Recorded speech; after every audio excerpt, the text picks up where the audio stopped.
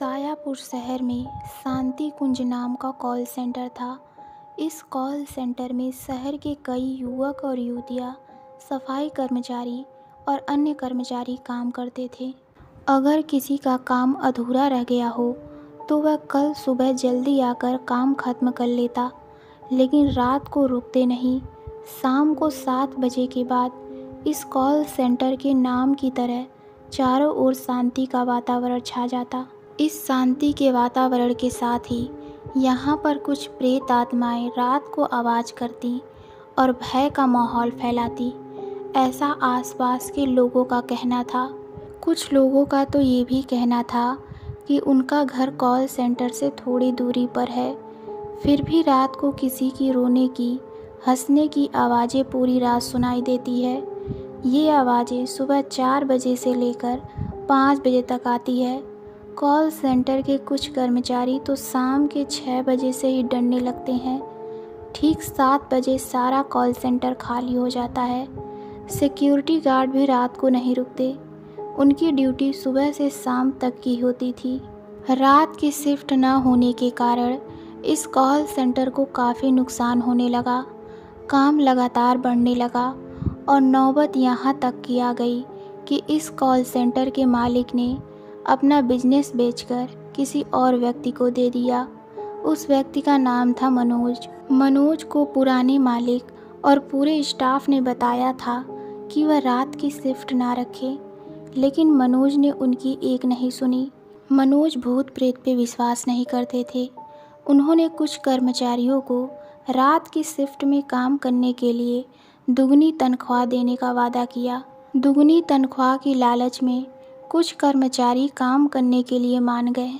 अगले दिन शाम को जब रात की शिफ्ट चालू हुई तब कुछ लोगों को डर लगने लगा, लेकिन दुगनी तनख्वाह के उत्साह में सब काम में जुड़ गए। रात के ठीक 12 बज चुके थे। सिम कार्ड प्रोसेस के कुछ युवक हेडसेट पहनकर कॉल ले रहे थे और ग्राहकों की समस्या का समाधान कर रहे थे। रात में कॉल्स लेते लेते एक युवक को भूख लग गई। वह खाना खाने के लिए नीचे गया। उस युवक का नाम था सुनील। कॉल सेंटर से काफ़ी दूरी पर एक चाइनीज़ रेस्टोरेंट था। वहाँ पे सुनील ने चाइनीज़ ऑर्डर किया। थोड़ी देर में सुनील के पास एक दूसरा युवक आया जिसने अपना नाम विशाल बताया और कहा कि वह इसी कॉल सेंटर में रात की शिफ्ट में ऑनलाइन फूड ऑर्डर प्रोसेस में काम करता है। दोनों ने चाइनीज़ खाते खाते काफ़ी बातें की और फिर दोनों साथ में कॉल सेंटर की तरफ जाने लगे। विशाल कुछ देर चलने के बाद सुनील के पीछे पीछे चलने लगा। सुनील अपनी बातों में इतना मशगूल था कि उसको पता ही नहीं चला कि पीछे कोई है या नहीं। कॉल सेंटर बस अब थोड़ी ही दूरी पर था और सुनील ने पूछा, विशाल तुम सुन रहे हो ना? सुनील ने पीछे मुड़कर देखा तो विशाल नहीं था। यह देख सुनील बहुत डर गया और जितना तेज़ी से हो सका वहाँ से भागा।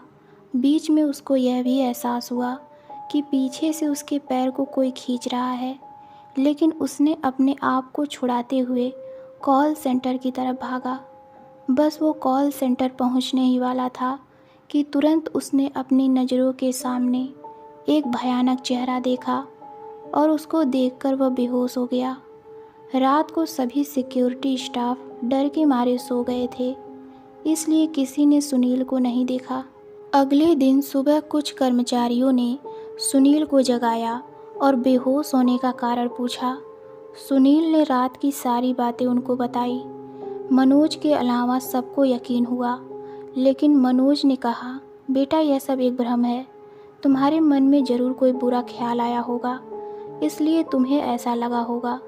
रात की यह घटना के बाद सुनील की तबीयत इतनी ख़राब हो गई कि उसको अस्पताल में भर्ती करवाना पड़ा। उसके दूसरे दिन फिर कुछ ऐसा ही डरावना होने वाला था। ऑनलाइन फूड ऑर्डर प्रोसेस के युवक एक दूसरे के साथ मस्ती करते करते कॉल्स ले रहे थे और ग्राहकों के प्रश्नों का उत्तर दे रहे थे। रात के ठीक 2 बजे समीर नाम का एक युवक वॉशरूम जाने के लिए अपनी जगह से खड़ा हुआ और वॉशरूम की ओर आगे बढ़ा। समीर जैसे ही वॉशरूम में गया, अचानक वहाँ की बत्ती बुझ गई। अगले कुछ पलों तक बत्ती चालू बंद होने लगी। यह देखकर समीर बहुत घबरा गया। समीर ने वॉशरूम का दरवाज़ा खोलने की कोशिश की, लेकिन वो उसमें कामयाब नहीं हुआ। उसने बहुत कोशिश की, लेकिन दरवाज़ा नहीं खुला। लगातार बत्ती चालू बंद हो रही थी। यह सब देखकर समीर के तो होश उड़ गए।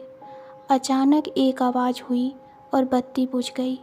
समीर ने ऊपर देखा तो उसकी नज़रों के सामने एक सफ़ेद साड़ी पहनी हुई चुड़ैल उल्टी लटकती हुई नजर आई। चुड़ैल के हाथों से खून की बूंदें टपक रही थी और उसके भयानक दांत दिख रहे थे। उसकी आंखें सफ़ेद रंग की थी।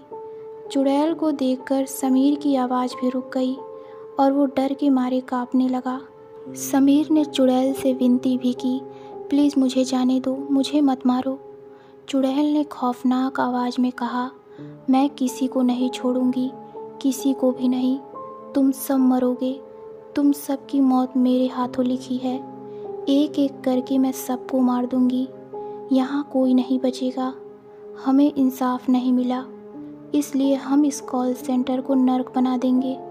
तो दोस्तों, आपको ये कहानी कैसी लगी हमें कमेंट करके ज़रूर बताइए। तो मिलते हैं कहानी के अगले पार्ट में। धन्यवाद।